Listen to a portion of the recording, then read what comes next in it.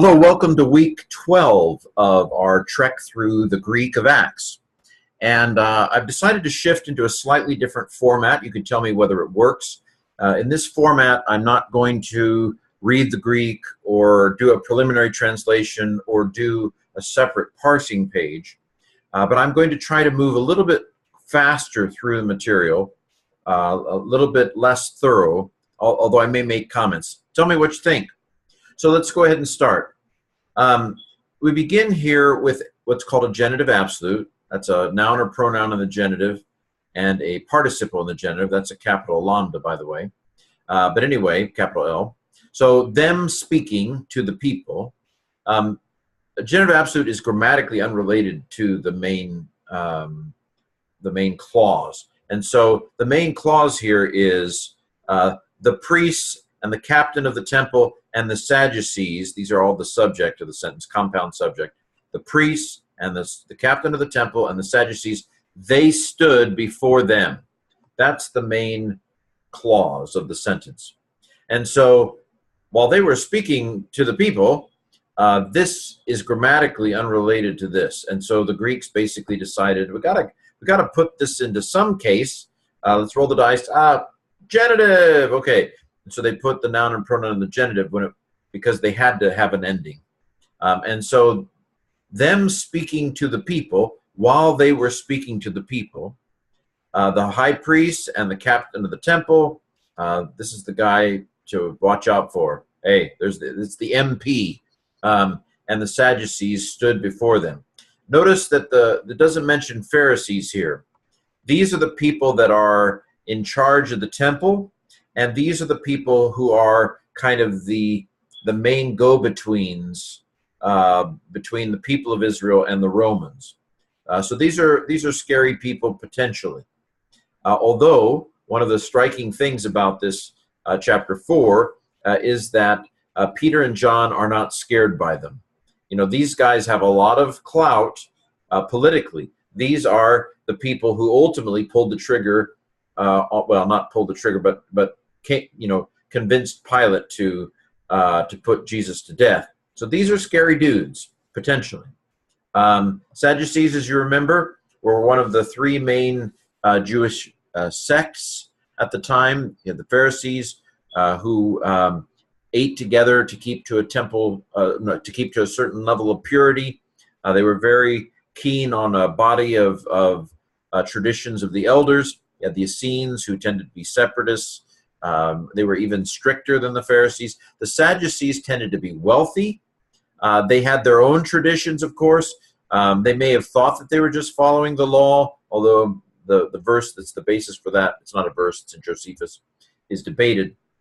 But the Sadducees, we know for sure, did not believe in any kind of afterlife. They had their own ways of keeping, they had their own traditions and so forth. And they tended to be upper class. I think I already said that. So these people were being disturbed. Men are passive participles, right? They were annoyed. They were being annoyed, being disturbed. Now, this is a causal infinitive clause. On account of them to teach the people. The subject of an infinitive is in the accusative case. This is accusative. And then this is an infinitive. Diaton infinitive is a causal. We call that an infinitive of cause. So the accusative becomes the subject. On account of them teaching. On account of them to teach becomes on account of them teaching, or if we put it into better English, because they were teaching the people. And not only were they teaching the people, but they were announcing in Jesus the resurrection of the dead. And I mentioned in my overview of this week that that's not just, well, you got a wrong answer on the test. You put down true for resurrection. Resurrection, if N.T. Wright is correct, if N.T. Wright is right, then resurrection is subversive and highly dangerous from the standpoint of leadership. These are people who are preaching a new order to the world, a cataclysmic, apocalyptic inbreaking of Jesus in the world, the overthrowing of the establishment and the established order.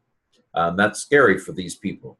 And they put their hands on them, they cast upon them their hands, and they put them into jail. This is tithemi, the the as the stem, as the root, is the root of tithemi.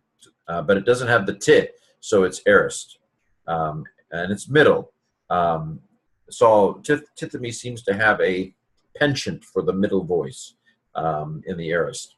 Okay, they place them into jail, into the keep. I like this. This is related to the word for keep. Unto the morrow. I used a little Old English there, or not Old English, but Elizabethan English. Unto the next day.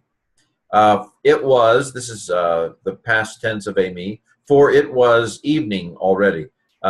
If you learn modern Greek, the way you say good evening is kalispera. So you can see that with the epsilon removed, there's a little continuity there in the meaning in the use of the word evening. Okay, verse 4. And many of the ones who heard the word, they believed. This is the aorist because it has a sigma alpha, but my aunt is an active participle, so it's an aorist active participle. And became the number of the men, and the number of the men became about thousands five. You've heard of the Jackson Five? This is the thousands five. It was a very good choral group in the early church. Just kidding. So we're up to about 5,000 men. And if it is just the men, this is the word that tends to be more male. I wasn't sure which one it was in my overview. I thought maybe it was anthropone, but it's not. It's androne. So that would suggest that it's more than 5,000 because there were women there too. We know. Maybe of course. It seems to me that androne has been used in a somewhat generic way in Acts thus far. So maybe it doesn't mean just males. But there you have it, Acts 1 through 4. What do you think of this new format?